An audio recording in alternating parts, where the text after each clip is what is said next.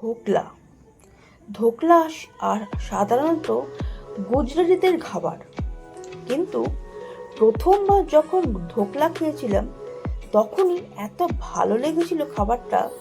মাঝে মাঝে এখন বাবাকে বলি একটু ধোকলা নিয়ে আসো তো। তো আজকেও বিকেলবেলা টিফিনে ধোকলা খাচ্ছি।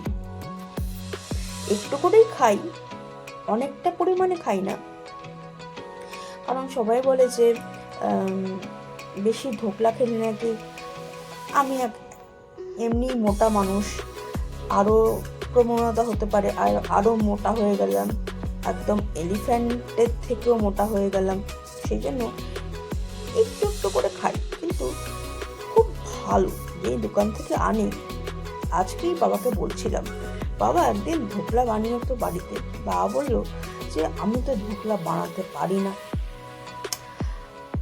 আর ফেসবুকেও দেখলাম, ফেসবুক না, ইউটিউবে দেখলাম প্রসেসটা একটু ডিফিকাল্টি, অনেক কিছু করে বানাতে হয়।